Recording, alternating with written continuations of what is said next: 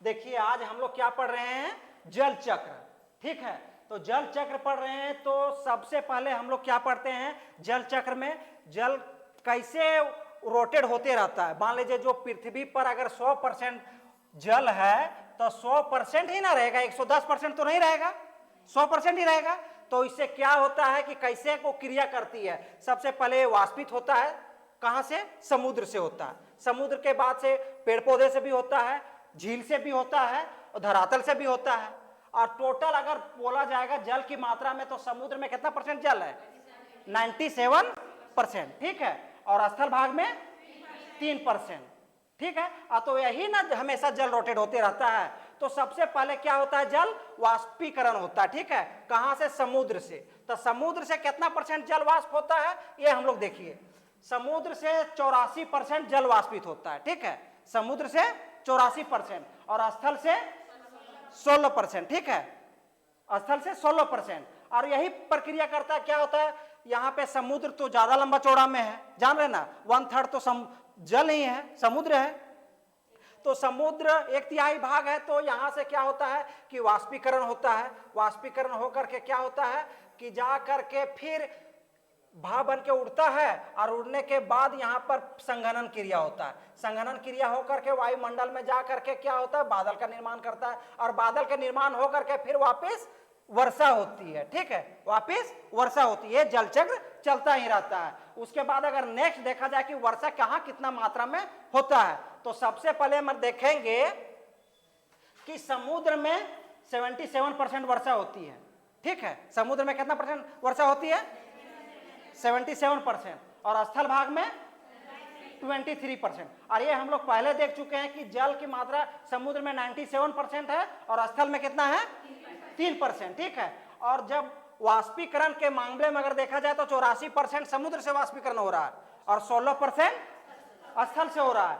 और वर्षा के मामले में अगर देखा जाए तो क्या होता है कि वर्षा सबसे ज्यादा तो समुद्र में होता है, लेकिन प्रतिशत के हिसाब से अगर देखा जाए तो वर्षण समुद्र में 77% होता है और स्थल भाग में 23% होता है। ठीक है, 23% होता है। तो ये जो 7% समुद्र में तो कम वर्षा हो रहा है, तो ये तो रोटेट होते रहता है ना। तो ये 7% वर्षा क्या होता है, जल जो है फिर नदी के द्वारा वापिस कहां पे चला जाता है, समुद्र में चला जाता है। ये क्या होता है, हमेशा जल चक्र चलते रहता है, मतलब क्रिया करते रहता है। आज हम लोग इसलिए जल चक्र पढ़ रहे हैं। देखिए कहीं भी पढ़िए, सबसे बड़ा बात है कि समझना चाहिए। आप लोग को समझ में आ रहा है ना, ठीक है। नेक्स्ट देखिए, ठीक है, नेक्स्ट अगर जल का अधिवास क्षेत्र के बारे में अगर देखा जाए, जल का अधिवास क्षेत्र कहाँ कितना परसेंट जल है, तो सबसे पहले देखा जाए हिम के क्षेत्र में, बर्फ के क्षेत्र में, हिम जो आप चले जाइए ध्रुवीय क्षेत्र, वहां पे तो पूरा बर्फ ही बर्फ बना हुआ है। तो सबसे ज्यादा परसेंटेज में आपको 75% हिमाच्छादित क्षेत्र में जल पाया जाता है। कितना, 75%। ठीक है, और वायुमंडल में हमेशा जल कितना परसेंट बना हुआ रहता है, 0.0355%। ये इंपॉर्टेंट है, ये हमेशा क्वेश्चन आप लोग का आएगा कि वायुमंडल में हमेशा जल कितना परसेंट बना रहता है, 0.035%। उसके बाद नदी में कितना रहता है, तो 0.300%।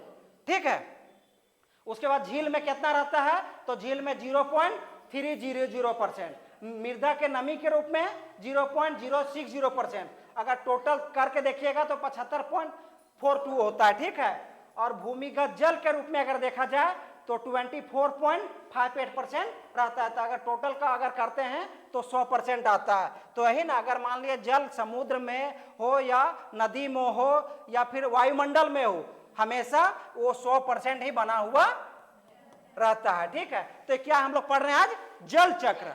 ठीक है, तो इसका जल चक्र है तो कुछ हिमाच्छादित क्षेत्र से भी वाष्पीकरण होता है। वायुमंडल में जो जल रहता है वो कहीं वायुमंडल में अगर देखिएगा प्रत्येक दिन कहीं ना कहीं वर्षा होती है, प्रत्येक दिन वर्षा होती है ना।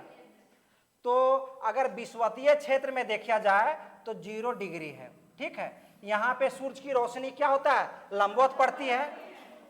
तो देखिएगा दोपहर तक पूरा फुल गर्मी रहता है और दोपहर के बाद क्या होता है, वर्षा होती है, वर्षा होती है ना।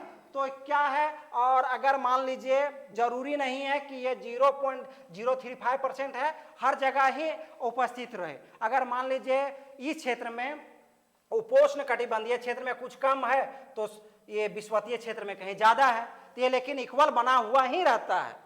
100% अगर बोला जाएगा तो हमेशा 100% ही जल होता है। 100% में वो समुद्र में कितना परसेंट है वो थोड़ा सा आगे पीछे होता है, लेकिन रोटेट होते ही रहता है।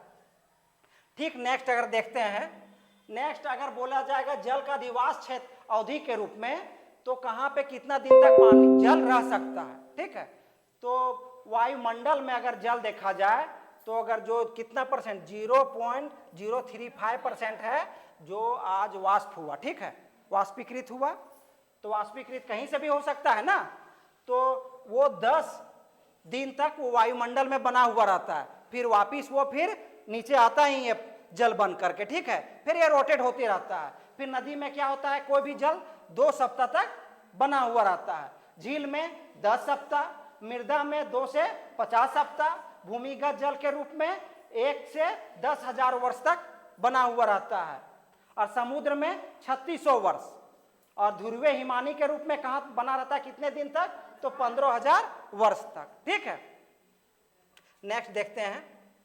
देखिए जल के 3 प्रमुख अवस्थाएं जान ही रहे हैं। वाष्पीकरण होता है, वाष्पीकरण होने के बाद क्या होता है, संघनन होता है, संघनन होने के बाद क्या होता है, फिर वापिस वर्षा होता है, वर्षा होने के बाद क्या होता है, फिर ये पानी नदी के माध्यम से फिर समुद्र में ही जाता है। ठीक है, ये क्या होता है, एक चलता एक रोटेट है, ये चलता ही रहता है। ठीक है, हम लोग क्या पढ़ रहे हैं,